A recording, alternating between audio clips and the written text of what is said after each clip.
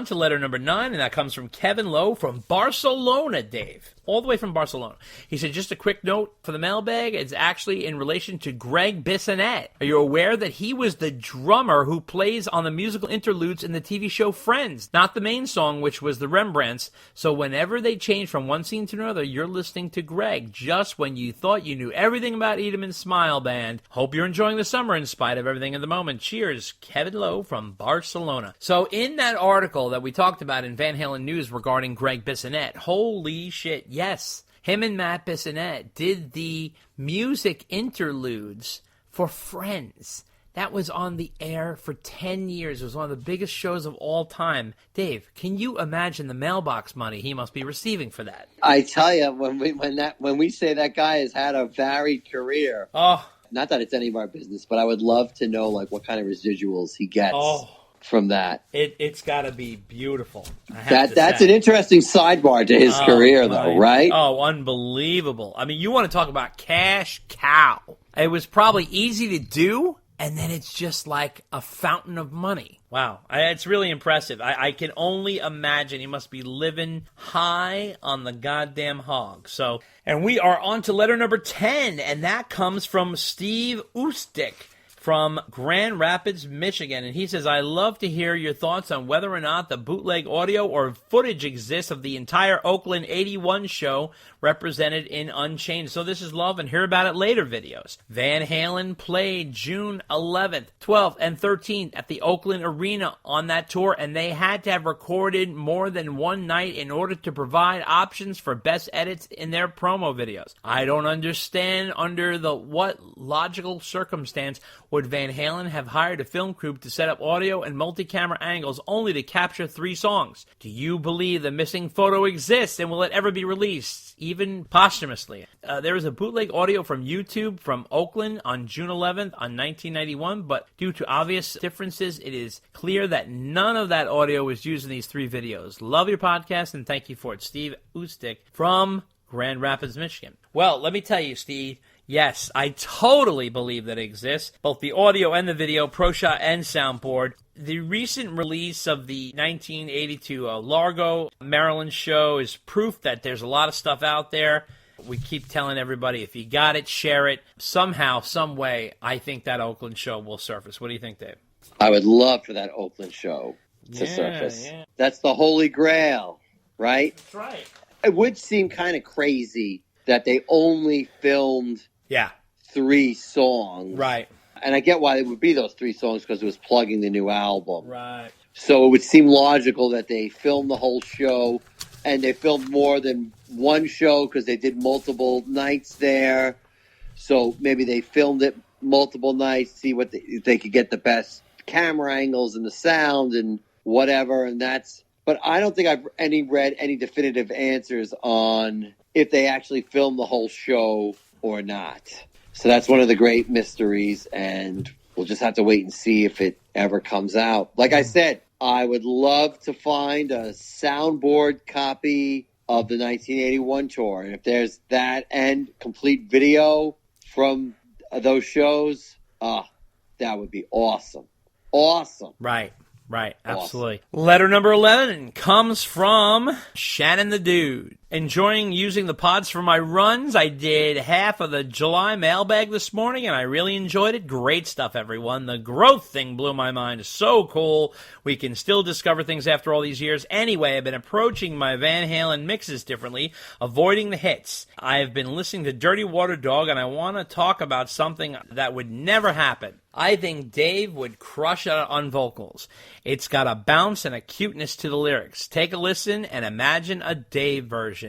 Every month, this pod sends me on a Van Halen kick for a week. Shannon the Dude. Well, Dave, I think we're headed into a what if. Now it's time for What If with Dave and Dave. Shit, what if?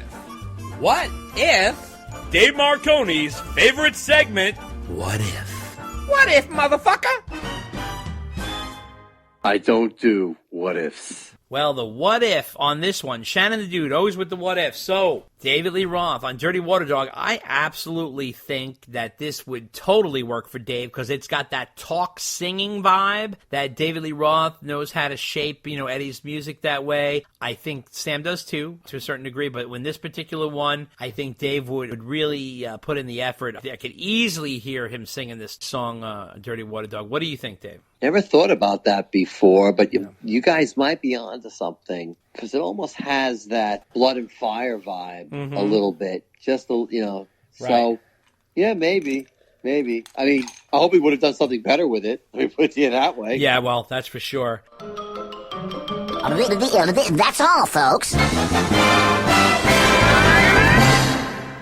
So letter number 12 comes from Paul Rice, Southern California. Have you fellas noticed the video dump on YouTube this week? There's some soundboard audio and a few videos from some collection that maybe this guy is an insider. He's talking about the Largo Dave and the 81 stuff that we talked about earlier in the Van Halen. Well, he might be, or he just might be a serious bootleg collector who's putting his collection up there. Yeah, well, That's what I think. I mean, I haven't heard anything new coming out. I mean, I will tell you that people are definitely starting to re-release stuff that's been out there. If you go to vhtrading.com, there's a lot of stuff that people would have had on cassettes or stuff like that, and they're re-upping it or they're releasing it and cleaning it up a little bit. There's a lot of stuff that people are re-putting out, and maybe there's one or two new shows in there, but no holy grails or anything like that. But it's nice to see because sometimes, you and I have been in here so long, in this game so long, right, that, people come out with stuff, you're like, oh, I've seen that before. Right. Or, you forget. Right. There's just so much out there. I know. And then it comes out and you're like, oh, and you think it's the first time. And then you're like, then you're watching or listening to it and you get deja vu and you're like, oh, maybe I have, seen or heard this before. But, it's great because, people are locked away and they're starting to release stuff. Right. So, that's the first step. People are starting to re-release stuff. Right. But like Dave said before, what we really want is if you've got it in the vault and it's never been out there before, right, put it out. Put it out. What are you waiting for? Unleash the hounds. Unleash the hounds. Right. Hashtag yes. Unleash the hounds. Yes, indeed. That's indeed. right. That's right. So letter number 13 starts with a tweet from Wolfie. Okay, so he's talking about the songs on A Different Kind of Truth here. This is a tweet from Wolfie. They're all original songs. Just because demos of the songs existed earlier doesn't make them not original. Never understood this complaint about A Different Kind of Truth, since when does an idea have to have a shelf life to an artist? The guy says, who wrote us, who's Brian Costanza, Dave, your favorite. You love it. He says, saw Wolf tweeted this, which brings up a good argument discussion. I get this point if they were using old demos, but my point is a lot of those were completed songs and the lyrics were changed. Like Out of Space, She's the Woman, and Big River. But Blood and Fire from Ripley is different because Ripley is a true demo. Tattoo from Down in Flames, same thing, different song that used part of a song. What do you guys say? Brian Costanza. Okay, Mr. Costanza. I say Serenity now, because I say I agree with Wolf 100%. I think A Different Kind of Truth is a killer underrated album. Those songs were never released, and an idea is an idea. Like him, I don't understand the complaints about it. What do you think? Well, I took it more as like Wolf was like, these weren't cover tunes, and no one was saying that. I think the issue was the band didn't get together and write new stuff. The band went back into the well, went back to demos that arguably weren't good enough the first time, and resurrected them for the album. I think that's really the argument people are making. Now, I still think for years we have been saying, oh, I wish Van Halen rocked the way they used to. Right. And that's what they did. And by Wolf's own admission, he wanted to get his dad back into that vibe, into that groove. Mm-hmm. So he went back to the old demos, and he certainly accomplished that. And look, there was only the core group of Van Halen fans, the diehards, had heard those demos anyway. To everybody else, it was a new song. And I get that, and I agree with that too. The main critique about the songwriting for A Different Kind of Truth is the band really didn't get back together and write new songs. Or if they did, they were far few and in between. But, you know, C'est La Vie, I think, I mean, you and I like the album a lot. I think we got a good album out of it. Oh, totally. I know some people disagree with that, and you're entitled to your opinion. But let me tell you, if that's the last album Van Halen released, that's a great way to go out. Yeah. And even if you like the album less than Dave and I do, or even if you like it a lot less than Dave and I do, it's either that or Van Halen 3. Or even the 3 new songs from The Best of Both Worlds. Right. So pick your poison. Yeah. I would argue that A Different Kind of Truth is the best out of all those options. Absolutely. That's the truth. Just saying. All right, well, we're getting our ass ripped once again in letter number 14 from Josh Coble from North Carolina. It says, hey guys, so I have to say first, I love the podcast, and I've listened to every one of them. That being said, you may find it hard to believe after reading this email. Please keep an open mind and understand that just as with Van Halen, though we love them and we are honest about what we don't like, I wanted to share my thoughts about the past episode in regards to the Joel Sullivan interview, co-author of Red. First of all, it is to me very obvious you guys are Dave over Sammy, which is totally fine. You are entitled to your opinion. Personally, I love both equally the same for what they are, and honestly, just love Eddie. However, for a Van Halen-themed podcast, I feel you guys don't balance the love for both. I realize you guys would say we support Sammy, go see him live, did our first episode on 5150, and do speak positive of him. But it seems the negative outweighs the positive, and certainly outweighs negative thoughts towards Dave. It's like saying, I'm sorry, but. It's just not a real apology. Examples include discussing the live albums you guys rave about Ross' album, pointing out the mostly positive, though it was weak in a lot of ways. Yet,